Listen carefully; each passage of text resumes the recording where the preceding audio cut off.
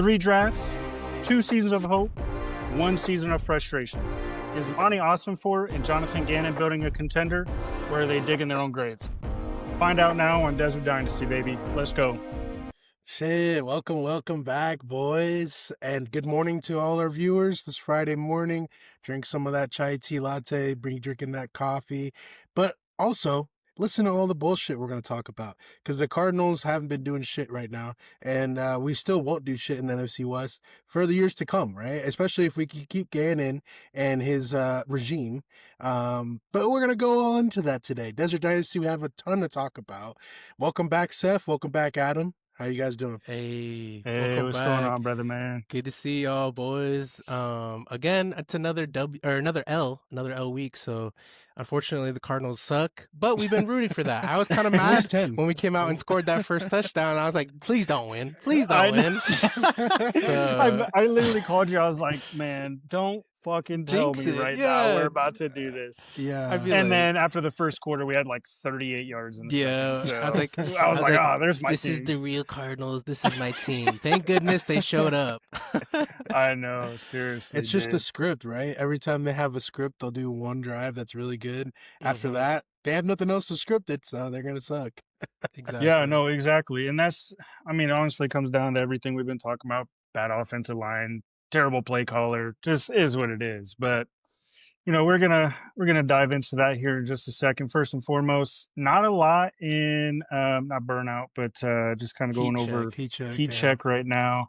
Sorry, it's been a busy day, boys. Busy good, week. No worries. But with heat check, honestly, not a lot has changed. Honestly, the Phoenix Suns are really the biggest subject around the valley right now. They are on fire. Scrappy team. They're the team that we thought the Suns would be the last 2 to 3 years with Kevin Durant, which I, by the way, called they were not going to be. Just you called it. Calling it. He called it. Dang. Never liked the KD trade. But I did say with this team, I was talking with some of my coworkers who love the Suns as well. I told them this team's going to win 44 games, 48 games. That'd be and nice. Here they are. They're on track to do exactly that right now. Leading with Dylan Brooks right now. We don't even have Devin Booker. Yeah. And he's only questionable to play tonight. I saw we were leading the NBA in steals too. Yes, sir. Yes, sir. Scrappy defensive team. It kind of reminds me of like Steve Nash, Amari Stoudemire, like that kind of team, except more finesse, a little bit less dunking. But man, we're just scrappy and we just find ways to win, and that's what we all miss, to be honest. Yeah, we need that. With the Diamondbacks, same old. Exactly. Ketel Marte. He's getting talked about in trade talks, but the good thing is that Mike Hazen is saying that we're not going to trade him just to trade him. You better give us like your farm. Otherwise, we're not trading. We don't have to trade him. Yeah. We're already assigning people in free agency, and we don't have to trade him. And why would you? He's a franchise player. Oh, yeah. On the flip side of that, divisional rival, the Dodgers, reportedly are finalizing a deal. We're trying to for the Cy Young winner. It's pretty much the best pitcher in our conference. I would say. I know it's not called that. I think it's division, but they're trying to trade for Tariq Skubal from the Tigers, which would just, it'd be insane. The Dodgers would just be a powerhouse. Not that they already aren't, but it'd just make it even worse. And then we all get to cry while everybody loses to the Dodgers. So they better not, dude. I honestly hope there's a lockdown and a salary cap is put in place. I know a lot of people are kind of against that, but people need to understand the salary cap's not going to be the same as the NFL or the NBA. MLB is going to have their own system because they have different positions, different players, a lot of different players and positions. So it's just way different. So with that being said, that's kind of the recap about what's going on around the valley right now. Could say what's going wrong too. Don't matter. Everything's going wrong. The Cardinals. The Cardinals is going wrong. Oh, one thing I wanted to bring up before we heat check. Sam Levitt actually officially entered the transfer portal. Yes. So, we aren't going to be getting him back next season. Honestly, kind of saw it coming. Writing was on the wall when he didn't even show up to his team banquet, which is crazy. I've never even How could you do that if you love your teammates? Like, you don't even have to be here next year. Just show up, eat some food, say goodbye to your boys. Like, that's wild. That's That's wild to crazy. me. I mean, another thing though is Kenny Dillingham said he was like really excited. He's like, "There's gonna be someone playing QB for us," and I was like, I trust in him. So I'm sad to see Sam Levitt go, but Kenny Dillingham's has something up his sleeve, and maybe we're getting a transfer too. So Yeah. Yeah, I don't have exact names or schools right now, but I believe there's a quarterback from a Division two, a D2 school right now that's coming up, and he pretty much won the Heisman for the D2. FCS He's in the or transfer portal right now. Also, the quarterback we just signed, a four-star guy out of Jake Fetty. Texas. No, Jake Hey, Fetty. He's a pretty he's beast. pretty good. nice. He's He's pretty pretty good. nice. So, I know we got Sam Levitt after he redshirted. So essentially, it was his second year when he came to us. But I mean, you see freshmen all the time, Playing. just true freshmen playing and Look at balling out. Yeah, Bachmeyer look with at Bear BYU. Bachmeyer, He Yeah, BYU. started his first year and he took him to the Big 12 championship. crazy, dude. So you Yeah. never know. You never know. But honestly, it's going to be a big transfer portal year for Kenny Dillingham. We got like the 38th best recruiting class for this season. So hopefully that continues to improve and we go nuts in the transfer portal. Really, what needs to happen, we just got to revitalize that offensive line and get the Hmm. quarterback for our next 2 to 3 years, So, Yeah. Agreed. but with that being said, now it's the end of it. I'm sorry. I don't know how I missed that. You're good. Like I said, it's been a day, It's been a day. but that's why we're all together in this, Exactly. man. Yeah, Because no wherever I'm worries. lacking, y'all pick up and vice versa. So, with that being said, first and foremost, we're just going to go into the Rams game. I didn't even care about the score. I don't even want to remember what the exact score is. It was a lot to a little, and that's all that I know. This is the first game that I didn't actually tune into after like 8 minutes to go in the second quarter because it was ugly. We were getting destroyed. And once I saw we had 38 yards in the second quarter, I said, "Oh, I'm done watching this, so I don't cry." So, with that being said, boys, what's your guys' takeaways from this blowout loss to the Rams? I feel like the Rams haven't we haven't beat the Rams in how long with Jonathan Gannon, and it's just like even Cliff Kingsbury couldn't beat the Rams. So I just feel embarrassed as a franchise and a team that can never compete in our own division. It's like I feel like we're the Jets in the division when Patriots were good with Brady. Like we'll just Mhm. never beat the Patriots. I feel like that's us with the Rams and McVay. We'll always just be little brother, and I hate that. And it's like Adam said, I didn't even watch the whole game because they're putting filth on the field, dude. Like I feel like the players don't even want to be there right now. So it's like, why are we gonna tune in and waste our Sundays? So it's just sad. Yeah. No, and I felt the same way. I actually watched a full half. My psycho self having belief in this Cardinals team, my delusional self, I should say.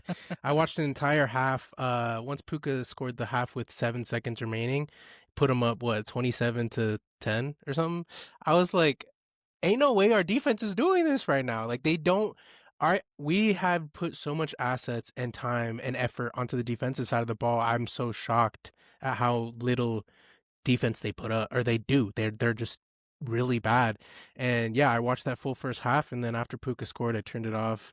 Obviously, I kind of had zero hope anyways. I was just watching to watch, and that just put the nail in the coffin. And then seeing the end score just like on my phone, 45-17. It's crazy if you look at the past three NFC West matchups. First with the Seahawks, me and Adam went to that game. That one was 44-10 or 17, I can't remember. Then the Niners yet last week, that was 40 something to whatever. And then this week was 45-17. Like every single NFC West team put 40 burgers 40 on us. bombs. And that That's is an embarrassing. indictment of coaching, 100%. Like we know we have a talented roster, but they're not putting it on the field. So then you have to blame the coaches at this point. And in my Mhm. opinion, I think the coaching is atrocious right now on both sides of the ball and special teams. So Yeah, no, absolutely.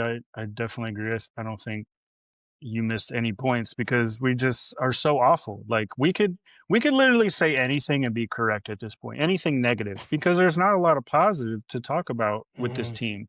The only positive really is Michael Wilson And Trey. and Trey McBride. And I mean, you could really say Jacoby. Josh Sweat is doing okay. He didn't Yeah, really do yeah, yeah, much. yeah. But Jacoby Brissett, I mean, he's playing phenomenal too. He's barely turned the ball over. Sure, you turned over the ball once out of your 50 pass attempts. Mm-hmm. Congrats. That's actually really good, especially since you were on duress, under duress the whole game. But what I will say about Michael Wilson, and I kind of hinted at it next week or last week, and I think it's the same this week. He's the wide receiver one of this team. When he gets thrown to, he catches it. He makes the most of his When opportunities. when he does run his routes, he gets open. He Yeah. has the trust of his quarterback. Even though MHJ was playing 2 weeks ago, guess what? We didn't throw to him even close to as much as we're throwing to Michael Wilson. Not even close. Not only is he not really getting open as much, but also he doesn't have that trust of the quarterback. And you earn that trust by getting open and making contested catches. I think that's the difference between Michael Wilson and MHJ. One thing I want to comment on that, Adam. I love Michael Wilson. Obviously, I'm a huge Cardinals fan, but some of his stats are inflated. We're playing a lot of garbage time. Teams are forfeiting in the fourth quarter. They're just surrendering. They're pulling all their starters because they know they won. The Cardinals, you don't have to try that hard. You put up 40 points in 3 quarters. You know what I mean? So a lot of his yards are coming in garbage time. But I'm not saying he isn't talented because he's catching balls and he's throwing. He's getting everything thrown at him, right? But we're not winning games, so it's hard for me to be like, oh my god, like Yeah, he's next level. He's fucking Malik Neighbors, Yeah, or he's like he's Amon Ra. You know what I mean? He's not that, but I do believe you. Like I know he's the best receiver we have, but the whole like all of these analysts are like, oh, like Michael Wilson's the next, crazy wide receiver one. I don't think that personally.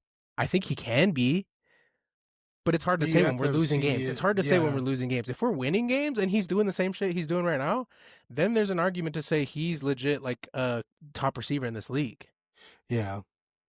And there's no pressure on him to like make the big catch on like an OT or like game on the line right now. Like he is making good catches in the first half, and like I saw that first touchdown that he caught and first couple drives when the game was still in. And I'm not saying he's bad. Don't take me wrong. I'm saying people are putting him on the highest pedestal right now, and we got to remember we're not winning games, so it's hard to judge him right now. Yeah.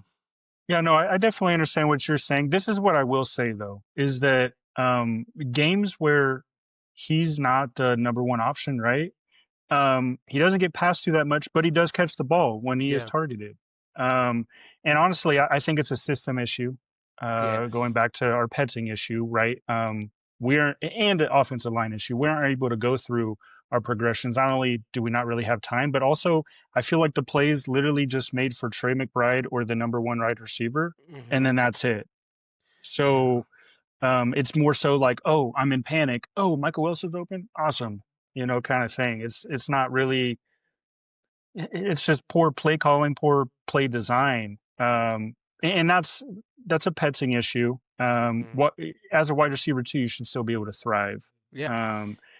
But when he does take wide receiver one roles, right, he's outperforming MHJ like crazy. I do agree with that he is our wide receiver one right now. Like the Cardinals wide receiver one right now is Michael Wilson. But to put him in the same category as the top 5 receivers in the NFL, no. And I know people are putting him in that category right now. And I'm like, guys, calm down a little bit. Like, I want him to be that. I don't think he is yet. But yeah, to your point, Amon-Ra St. Brown, which we all love, and now we know he's freaking insane, right? He wasn't put on that pedestal until I think like the second or third year of the Detroit Lions when they started winning. Exactly. So I definitely want to pump the brakes. I think he has the potential. I think he's showing all of the signs, and he even showed the signs in college, right? Yeah. Remember his draft, whatever it's called, his comp. His not necessarily draft comp, but his pros and cons essentially. Oh, gotcha. His pros were really high. His cons was that he always got hurt. Oh He had a yeah, yeah, high yeah, but he's yeah. injury been healthy history. lately, so. Exactly. So when he's healthy right now, which he was even hurt last year, but he's healthy Mhm. this year, he's going nuts right now. He Mm-hmm. is. I understand the fourth quarter thing. I don't know the stats with that. I'm definitely going to look that up after this, but um, I still think he's doing crazy things in 1 through 3. The Oh first hell and yeah, 100%. And first and third so that quarters. goes into what I wanted to talk about today with you guys. So we drafted him. Monty Ossenfort drafted Michael Wilson, and Monty Ossenfort drafted a bunch of good Marvin, talent. We drafted Marvin Harrison. He drafted Walter Nolan, Darius Garrett Robinson, Williams. Garrett. Well, yeah, Garrett Williams. All these good players, but people are saying let's fire him. Let's fire Monty Ossenfort. Let's fire the whole regime. Do you guys agree with the just getting rid of Monty? I personally think he's done enough to put a good uh team together, and he hasn't done anything to hurt you. So I don't see anything like to like fire him over, but I don't know what I wanted to see. What do you guys think?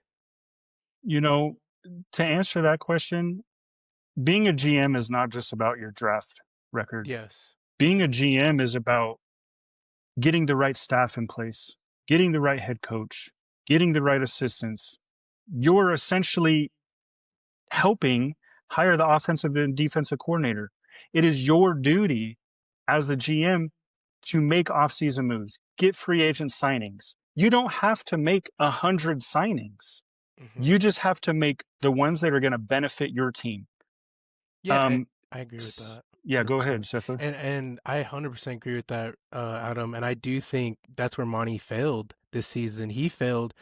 He signed off on Gannon's coaching tree. His entire And coaching on Clayton Adams and leaving Clayton Adams leaving, and he's like, okay, I trust. He put so much faith in Jonathan Gannon's regime. opinions on regime and in what Gannon wanted instead of doing what, like Adam said, his job.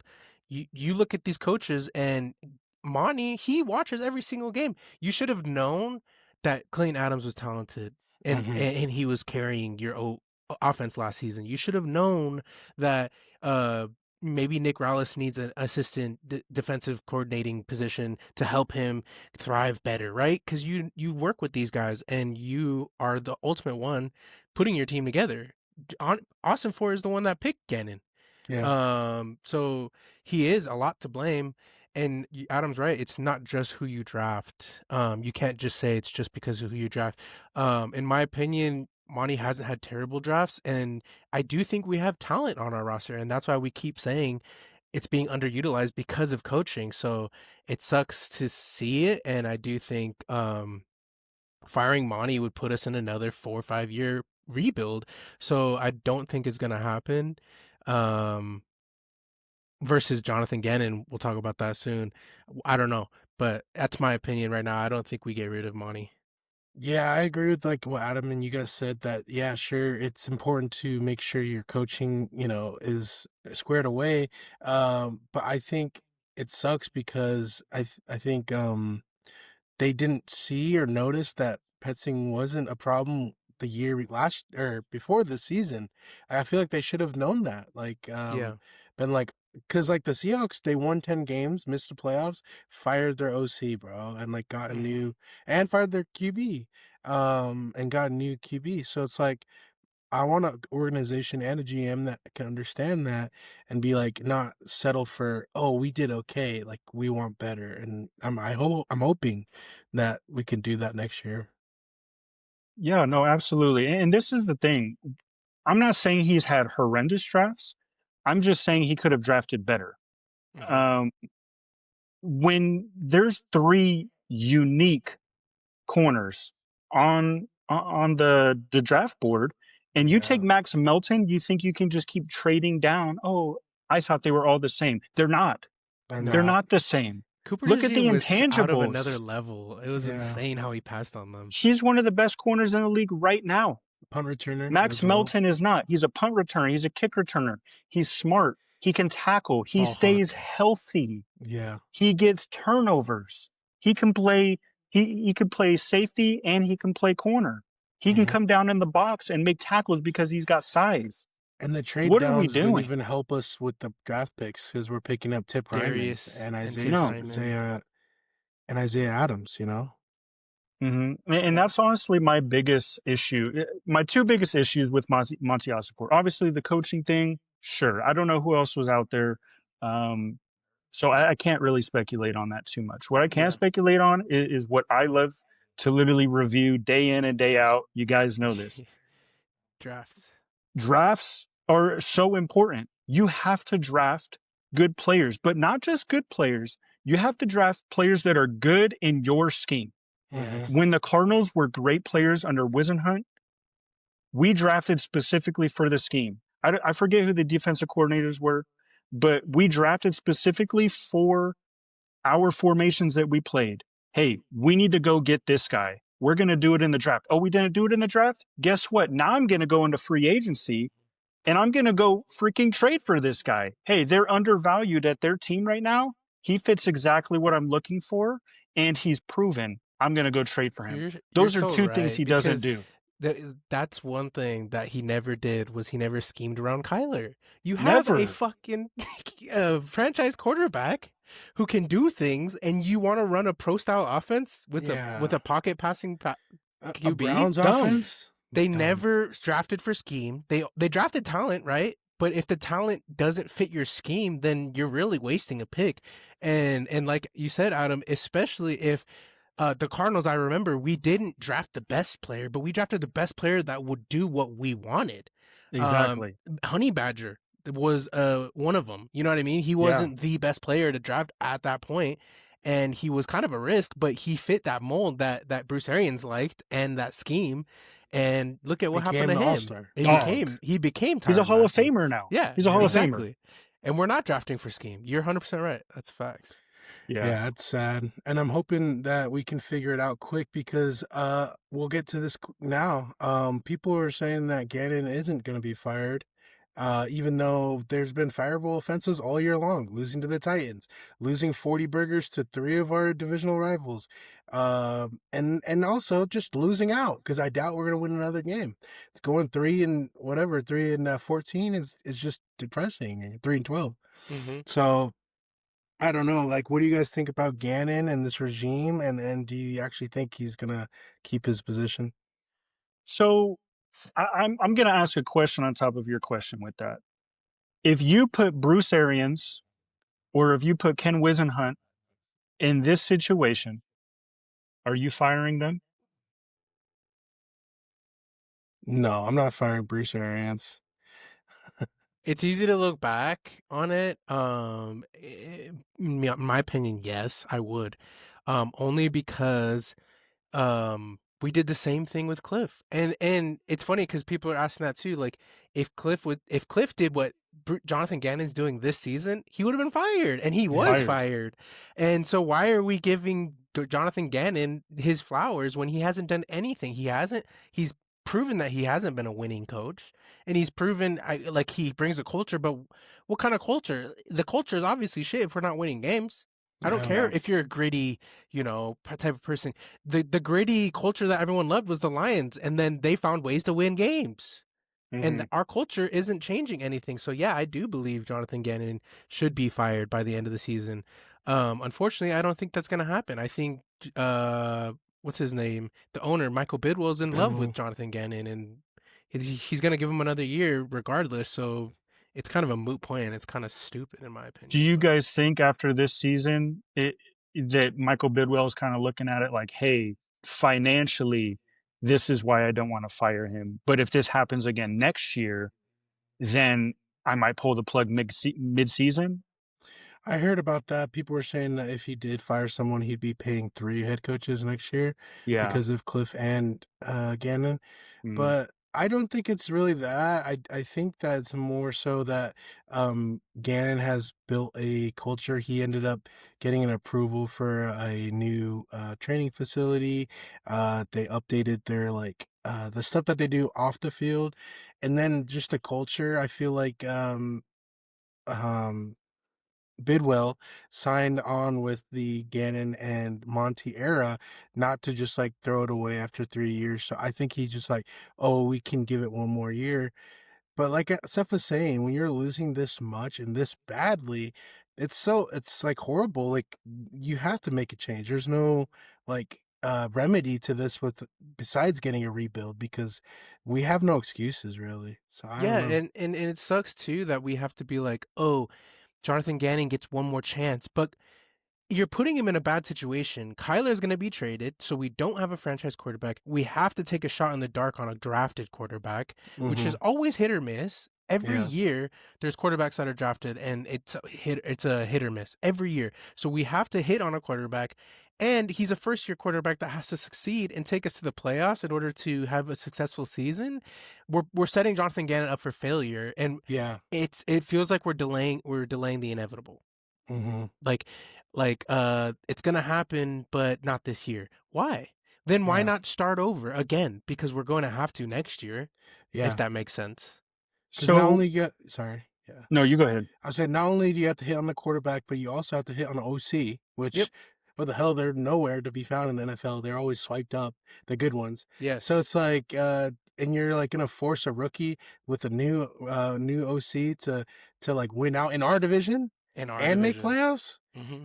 It's just a really tall task, and like it's tough because we're not even seeing our defense competing. If we were like the Lions and Gannon was just rock solid on defense, and we're losing games by 3 points every week, and we're like 3-12 or something. Okay, yeah, I can see that a new OC could win us games, but we're losing by a ton every week. So like, yeah, I don't know if that is a tall task for next year.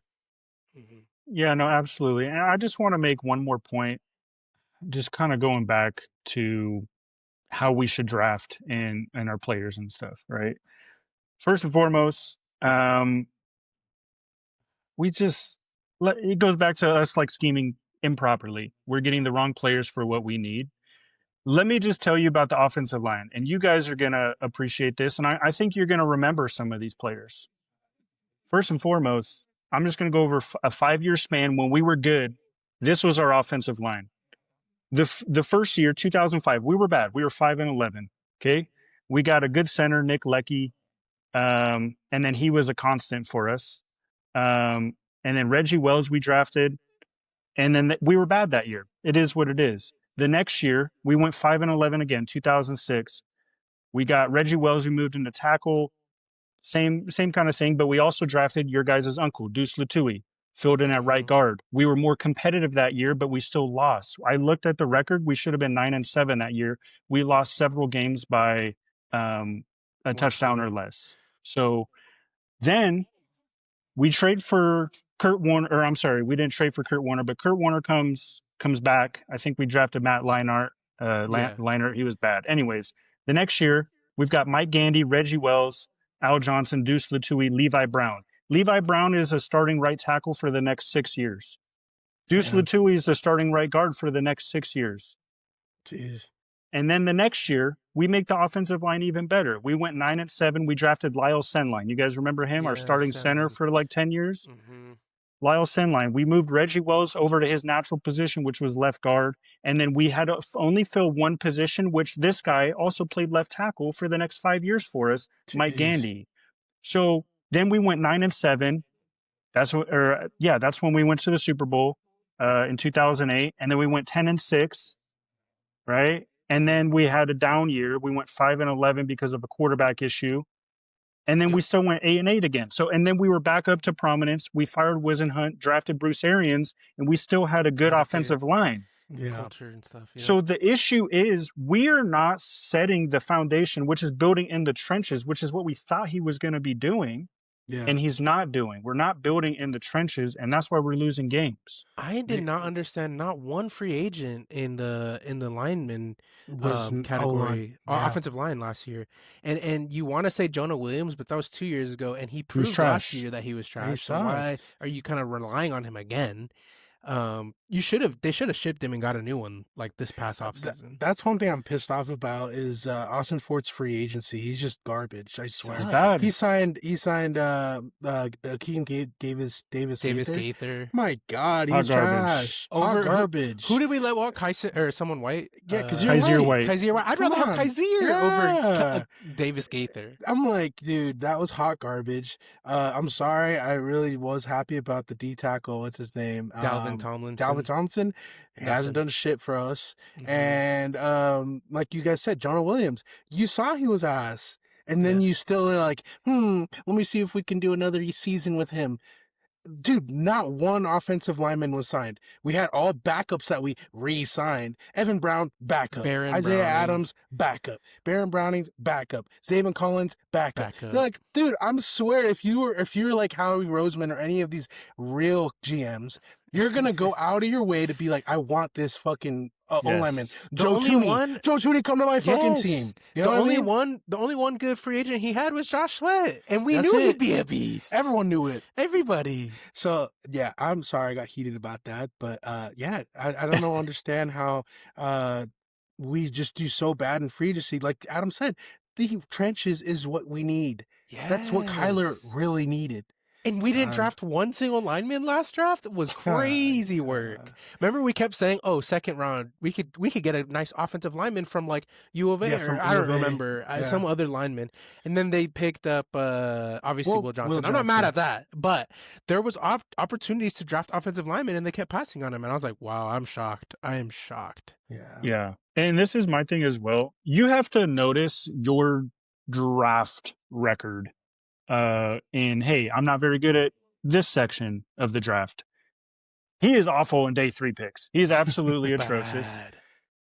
Sacrifice your day 3 picks and trade up. Yes. I don't care if we have one day 3 pick. You can trade back in and get a 7th rounder if you really want a player. Who did we get for day 3 last draft? Let me see. I'll tell you right now. Oh, I remember. It was the edge from Oregon. Oh, that's not day 3. Isn't that day 2? Oh, that was it. Yeah. So this is the only draft that he did good on day 3. This is his draft class: Walter Nolan, Will Johnson, Jordan Birch, Cody Simon, Denzel Burke, Katon Crawford, and the Hayden Connor guy. This is a good draft. Sure. Whatever. You're lucky that Denzel Burke had an injury history and went down to the 4th. He should have been a 2nd round draft pick. You're lucky that Cody Simon went down to the 4th. He should have been a day 2 pick. So you got lucky with those. Congratulations. But this is his other day. These are his other picks. And he had, the year before, he had 11 picks. So he had 4 third-round draft picks and 5 day 3 picks. These are his day 2 and day 3 picks. You got Max Melton. Wow. Trey Benson, fantastic. Isaiah Adams, hot garbage. Tip Ryman, you're injured. Elijah Jones, you're trash. Adrian Taylor Demerson. He's the only one that was good, yeah. Xavier Thomas, you're not on the team anymore. Christian Jones, you suck. Taywan Palmer, Jada Davis. You haven't played a snap. It's crazy because that Monti Ossenfort draft was supposed to change our franchise, and every single one didn't pan out. It's just crazy. You want to know another? You want to know another one? I'm just gonna go do the other one. You ready? Garrett Williams, fantastic. Michael Wilson, cool. John Gaines, hot garbage. Clayton Tune, even worse. Owen Popo. Sucks. Sure, he sucks. Your special team's great. T-Trell Clark, you've had okay. Yeah. Dante Stills, okay. But other than that, BJ Ojulari, that's a day 2 pick. He sucks. And we haven't done anything with him. Yeah. Paris Johnson is our only good pick. He's honestly hurt a lot. He kind of reminds me of DJ Humphries, which is kind of sad. Yeah. But Marvin Harrison and Darius Robinson, those were our next first round draft picks. MHJ was the wrong selection. Yep. He was. I know we wanted him, but he was the wrong selection. Darius Robinson, I loved his film. It obviously doesn't translate. Yeah. So honestly, I think it's a coaching issue for that too. I really do. I think if he went to the Chiefs or Eagles, I feel like Darius would be doing a lot more. So do you think he'd play the same position? I do think he'd be tackled, but I feel like they'd utilize him in different schemes and slants, not slants. One day stunts. Now that you say the Chiefs, he kind of reminds me of that white dude, the defensive end. You know what I'm talking about? Karlaftis. Yeah. Karlaftis. And he could play like Karlaftis, 100%. They're the same size, so it sucks. So we go back to the coaching thing then. For the coaching, do we think the change has to be made this year so that way we don't waste all of these draft picks we've accumulated over the last 3 years? 100%, Yeah, bro. we need And I also change. think, I don't know. I mean, I don't know if we're getting rid of our DC, but I 100% We think that should. we should. I feel like, I think Gannon was the first one to bring assistant coaches that were not even like, uh, coordinators before. They Yeah. were never coordinators. Our coaching He's staff's a way too linebackers green. coach. Yeah. Our whole head coaching or our whole Regime. regime is so green and so they wanted to bring young and freshness when we need veterans to come in. You know what I mean? Yeah. But I do think, in my opinion, if we keep Nick Rallis, that Jonathan Gannon should be calling the defense because he Yeah. lets Nick Rallis call the defense, and look at where that's got us. If you want to keep him because you like him and he is good for like the culture and he's good at coaching them up on the sidelines, good. But like he can have that role, and then you call the defense because that would be better than what we got right now, I think. Well, question, and I kind of put this in our comment on Instagram on 98.7 when they kind of discussed it. Do we think that Gannon is kind of limiting the ability of Nick Rallis, like what he wants to do, because Nick Rallis is kind of having to play within his system? Hey, nothing over the top. Or do you think that Gannon's saying, hey, just do a good defense, and he's like, no, I don't want to get beat over the top, kind of like you taught me? Like, what do you guys think it actually is? Is it a Gannon issue, or is it a Nick Rallis issue, or maybe a mixture of it? What do you think? I think it's probably a Nick Rallis issue because, like Seppa said, I have confidence that Gannon, if he was calling the defense, that I mean, he has his idea of never getting beat deep, but Gannon was also the defensive coordinator for a Super Bowl team in the Eagles and knew how to get sacks, knew how to get pressures, and I feel like Rallis isn't doing that right now. He's not scheming the pressures, so that's why I think if Gannon was if he was calling plays that they'd be playing more or better, but I think that Rallis should get fired still, and that we should restart that. Yeah, and I hate that he kind of takes a back seat when it comes to the defense because you have such a strong resume coming into our squad. Your defense should be your pride and joy. You should never let up 40 points against a division rival, and that should just be a pride thing. Like, this is my defense. I put my stamp on it every game because you're the head coach, and it should be elite. Elite. It's not like you're an offensive coordinator, offensive minded head coach. Like if Cliff Kingsbury, no one cared that the defense sucked when Cliff was here Yeah, because everyone was so so concerned about the offense. But now it's the reverse. Everyone cares about the defense because you're coming from a defensive minded area, so you should be buttoned up on the defense no matter what. And look how much capital we put into the defense. It's like So much. it was only defense this year. Too much. So Yeah, it's way sad too to much. see that you're getting killed when we put that much capital into it. Yeah. So, with that being said, and this is going to kind of join both the coaching and the GM together. So obviously, Keim was the GM when Arians was here. He's the winningest head coach, right? He's 49-30-1. And he had some bad years because of Carson Palmer getting injured, and he still had winning seasons during those, which is insane, by the way. And then we've got Ossenfort with Gannon. He's 15-32. Before I say Kingsbury's record, who do you think had a better situation to walk into, Kingsbury or Gannon? Kingsbury, I thought. I feel like Gannon's first year was Gannon, ass. because Kingsbury didn't have a Quarterback. Yeah, we drafted him in his Yeah, rookie. but Gannon had the dumpster fire that Steve Keim left when he got fired. Wasn't terrible. Wasn't terrible, bro. It was bad. It was bad. Yeah, I and guess Kyler got injured too. He was injured. They both got dealt Kyler bad hands. Kyler was injured when he first got hired, I think. That's a good question because they both got dealt bad hands. Steve Wilkes got fired, and you're coming in to fix Steve Wilkes' trash, and then after Kingsbury got fired, we're fixing up Keim's mess, right? So they both got dealt a bad hand, and to be fair, Did I get lost? No, you're I still think it there. was I think it was a Kingsbury. I mean, I think Kingsbury had it worse, but Gannon did Okay. too. I don't I know. I like that we're split on that because I'm kind of torn on it as well. The reason why I ask, what is Gannon's record right now? What's 13 her and record this year? 15 and 3 and 3 and 9. 11. Okay, so that puts him at 3-9. So we're 18 and 41, and that's almost at the end of 4 years. This is Kingsbury's from 2019 to 2022. His record was 28, 37, and 1. Damn.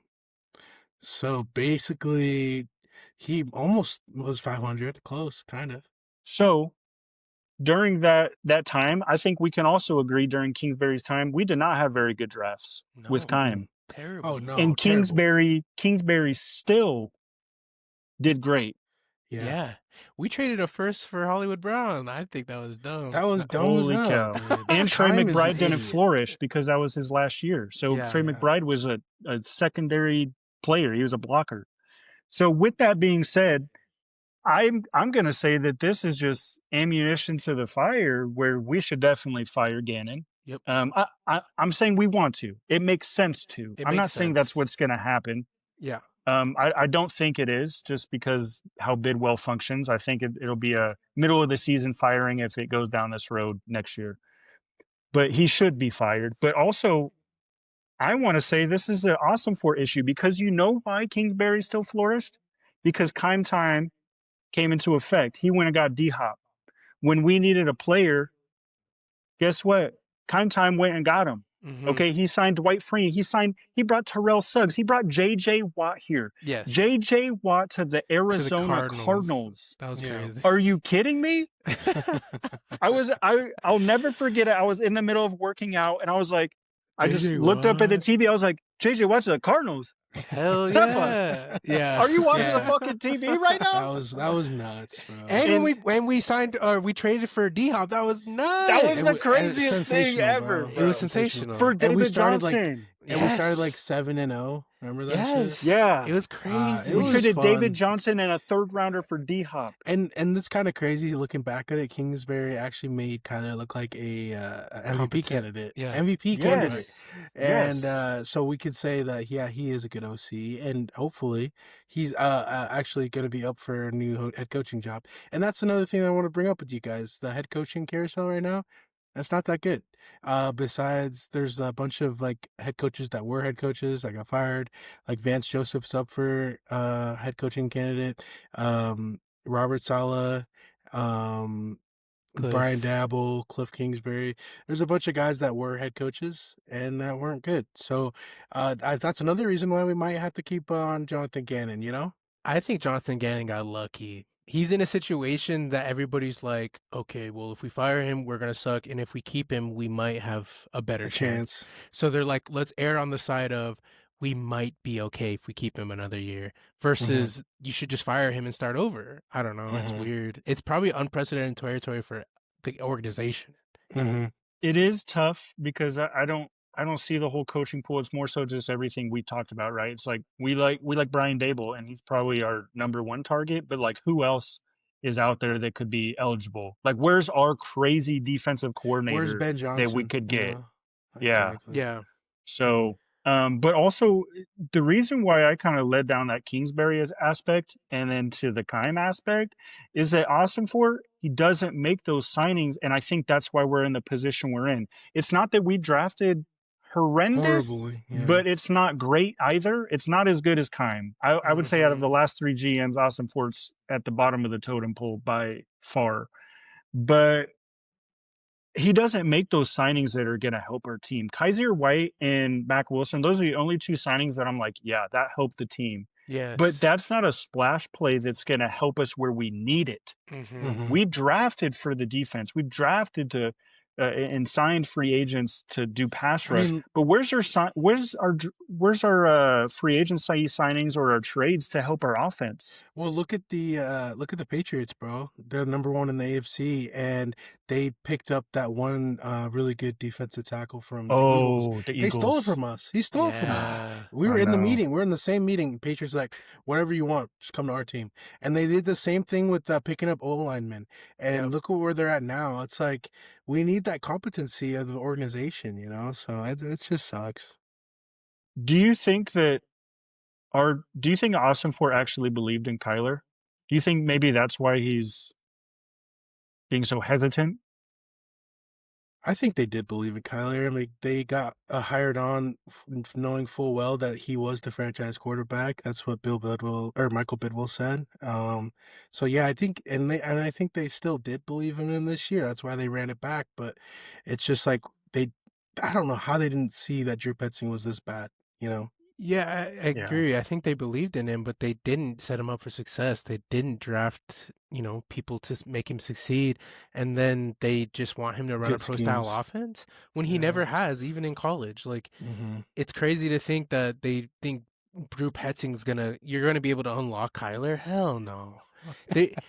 Kyler's never been a pocket passer ever. Never. It's crazy. The one thing I'm gonna say about Kyler Murray, you're done in Arizona. You Yeah. for sure are. The fans want you out. We personally don't. We love you, Kyler. You've been making some shitty decisions lately, and we get frustrated with you, but we do love you. But honestly, we want to see you flourish somewhere else. This regime, and obviously the Cardinals, is not helping you in any way. You need to go to the Vikings or the Colts. You go to the Vikings or the Colts, and you're going to be unstoppable. Well, imagine if there Bro. was no trade deadline and we could trade him to the Colts. We could Dude, get they a would've- freaking They would have given haul. us a first or something for that. We would have Yes. gotten their whole draft stock for the next 2 years. Is that why that's why they close it, right? It's because Yeah, because It'd be once insane. teams are like absolutely dog shit, they're gonna give away the farm. give away the farm, and people are gonna take it because they want to win this year. Yes, you know. yes. So, but it just makes it. You would have a competitive advantage down the stretch if you've got a bunch of draft capital as a good team, Mhm. and then you can trade for anybody you want. That would be insane because people could win the Super Bowl any year. It'd be you just literally crazy. sign Mahomes, like, get him on my team. I need him. The Jets automatically Yeah. win the first year that happens. Like, what? Come on, dude. Oh my gosh, dude. But with that being said, boys, I mean, any questions that y'all specifically have about this before we keep moving on? No, I'm excited to see how this whole offseason shakes out. It's gonna be a clusterfuck, but let's see how it goes, and we're gonna ride the wave. And you guys, all the viewers, ride with us. You know what I mean? Stick with us. Stick with this dump that we're in. But Dumpster fire. dumpster fire. No, I agree. It's getting to the point of the season where like I said, we're rooting for the L's, so I'm not upset when we lose anymore.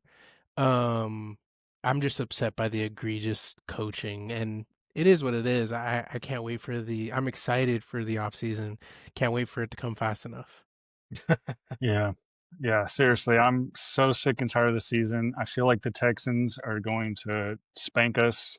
I'm really nervous about it. And not And just Paris because is out. Oh my god. Harris Johnson's out. Oh my god, He's so gonna get screwed. Will Anderson's gonna feast, Anderson. bro. He's gonna feast. Who's our tackles now? Beecham and Williams? I This don't even know sucks. his name. I don't even know his name. Wait, Oh, we're is so Jonah screwed. Williams out? Yeah, he's Jonah out. Williams is on the So it's IR out for the Beecham- year. Oh, Beecham and I forgot his name too, bro. But See? he's Don't even know. sucks. Yeah, he sucks. We're gonna be, We're so we're gonna be screwed. bad. They're just gonna tee off Brissett- against Jacoby. Brissett just fall down. Yeah, rest in Okay, peace. it's okay. It's Yeah, fine. just fall down. Do what Kyler Just always did. No, do three runs. Just fall three down. runs with Bam Knight, and that's it. Punt it. 3 runs yeah. from Bam Knight and call it a day. Oh Hey, my 3 gosh. sweeps, Rick. Not even runs. Just Oh sweeps. my! 3 sweeps. And they get tackles for loss every time. Make sure you run your tight end screen. And then on Yeah, fourth tight down, end. the fourth down, throw it to Weaver. Bomb all the it way to Weaver. towards the end zone.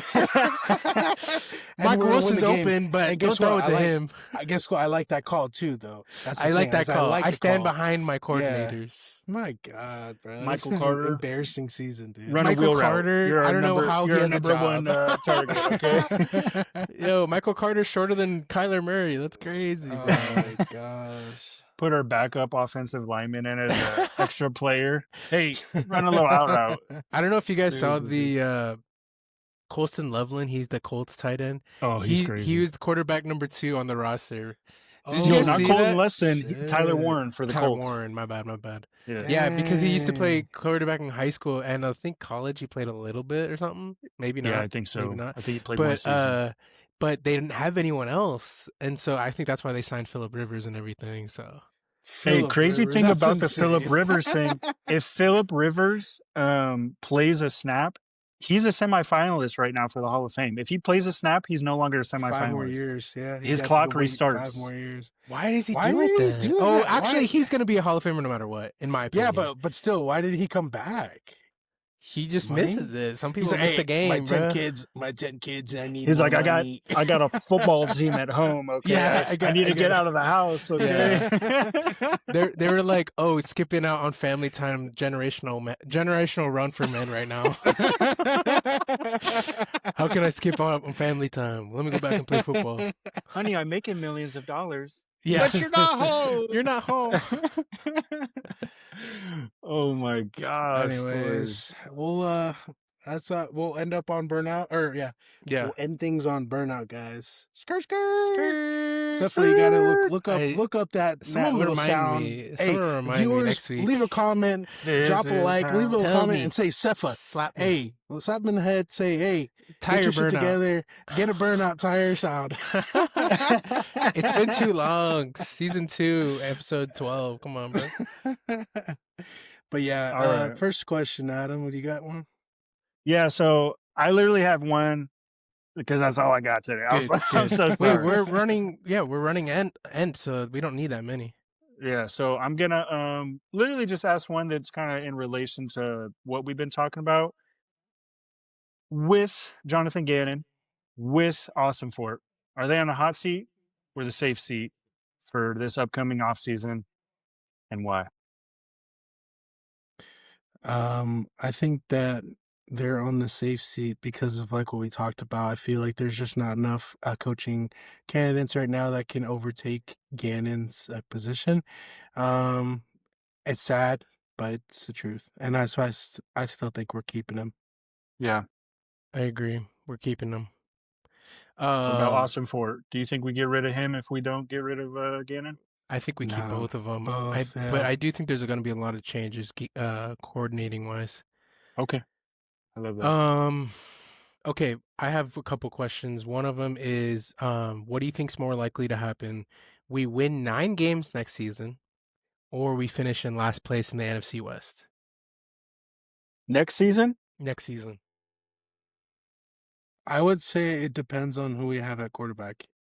If we have Fernando Mendoza, I'm gonna go 9 wins. Hey, am I high? You're not Am I high. You're drunk? not high. Drunk not in drunk. love because of Fernando. Yeah, Fernando I will say Mendoza. that. Yeah, We Fernando would have Mendoza. and we would just Bro, did everything, and we did. That's my boy. That's my boy. Leave bro. him Don't alone. make He's fun a of my mommy's boy. Yeah, leave- don't make fun of No, my I boy. love him. I love him. I want him. but I yeah, want him. Because that's what I said. If we have a good quarterback, yeah, I believe it. But What do you think's more likely to happen? Most likely we're gonna be last Last place. place. I don't. What do you think? By the way, about Fernando Mendoza, the best spiral I've seen in a long He's great. time. He's a I great watched his quarterback. film. He's insane. And he throws at Mhm. different arm angles. But I'm saying last in the division. Absolutely. You gotta show me that we're good. gonna do anything productive this offseason, and then we can talk. Mhm. And my next question, I agree with you guys. We're gonna be last next year. But my next question is, would you rather re-sign James Conner? I don't know if he's on a contract. He is. Yeah, Oh, no, he is. He's only a 1-year deal. So we have to sign him again. Would you rather re-sign James Conner or look for another free agent or draft a running back? Another free agent or the draft. Yeah, Top Yeah, running he's back though. Don't What'd give you me no say? mid-tier guy. Damn. Yeah. Well, James Conner is the best running back Cardinals have ever had, so I will say re-sign him if he wants to stay. I don't think he does. But I can see where Adam's going for getting a good draft or Oh, pick. I love And Jeremiah Love. Imagine if we drafted him. hey, all Why I'm would we saying, get him early, dude? He's a don't no way. don't tell me that Trey Benson's the answer, He's or I'm not. gonna fucking cuss you out. He was another Ossenfort, He was another second round waste. third Another second rounder. round waste. Trey Third. sucks. Okay. Trey sucks. My last question is basically Cam Scatterby's question. Do you when you eat a taco, do you turn your head to eat it like that, or do you eat it? Do you turn I the was trying to taco and eat it? simulate it, but I haven't had tacos since he's asked the question. So I always turn my head, brother. You're not dominant to the taco, huh? I feel like I do both because Bro. I'm a No, 'cause right hand dominant. every time you So twist I it, turn bro, it all just the a little everything bit, falls and then I out. turn my everything head falls. because I'm not You know trying what to like break my neck, to I try to hold eat a it. taco. And I turn my mouth. I'm not dominant either. I don't turn the taco because if you turn Then it, let it everything falls falls. out. Yeah. Yeah. Especially if you're agree. eating like the cheap ass Jack in the Box tacos. You Yeah. have to eat like that. They all fall I out. turn bro. it slightly sideways, like I'm like here, and then I go in. So it's Yeah. like a halfway A little both bit. ways. Oh, a you know? little quarter. Half dominant. Little quarter, little quarter, 50 cent. Ricky, did you have any questions? Yes. What's your guys' favorite Christmas movie this time of year? What's your must watch, bro? Number one. Can only Every pick single one. year, I'll go Can only first. pick one. Every single year, I watch Elf. Yes, It's been a classic since I was a kid. Will Ferrell. That's literally the one. And I'll maybe get another Christmas movie in whatever's on Netflix. You know what I mean? I'll just watch it. But Elf is the one I watch every year. Nice. What about you, Adam? I don't know if it's a new movie or not. It has Dwayne Johnson in it, and I can never remember his name, but Captain America in it. It's called like the Red red One one. or something like Red that. One. Yeah, that was new last year, I believe. Yeah, okay. Dude, so It's hilarious. good? Just watch That's that for good? the first I need to time. watch It's really that. good. Seen it. It's hilarious, low key. It's got like a little soft ending because it's a Christmas movie, right? But it's hilarious. You guys will like it. But honestly, in this household, we love Christmas. It's honestly my favorite holiday. It's Laura's favorite holiday. It's essentially around when we got together, so it's just like special for us. So Nice. we love celebrating it, and we watch all the Christmas movies. We There you watch go. Harry Potter. Hell yeah, Harry Potter too, Nightmare yeah. Before Christmas is Emery's thing, so we watch that. Like literally, you name a Christmas movie, we're on it. Like This guy's that's Jolly us. Jingle, bro. Mr. Kringle, dude. Mr. Kringle. He's the opposite of Mr. I'm Scrooge. Santa. I'm Santa. No, every year I watch The Grinch. The Grinch. You know, The Jerry Grinch. Duty, Black Man. The Grinch. Okay, follow-up It's question a to classic, that. bro. Always. What Jim is your Carrey's. favorite? What is your favorite Grinch other than Jim Carrey's? What is your favorite Grinch? Is it the animated one or the live action? Hot There's like take, I've another never live seen action the one. animated one. I so- saw the animated No? one. I Never. saw the animated one. It's okay, but it's Okay. never going to beat Jim Carrey. He's a good Never. Always. Always. He's a beast, dude. 6, 7, 8, 9. Freaking Grinch, bro. Yeah, dude. So funny. Oh my god. All right, my boys. Good shit today. I Yes, appreciate sir. your time. I appreciate this pod. I hope it's Yes, gonna be a good sir. one. Tune in, like, I subscribe, can't wait to keep losing. keep Like, losing, leave a subscribe. comment. Leave a comment. We Catch love her. y'all. Let us know a question you want us to answer next week. Later, y'all.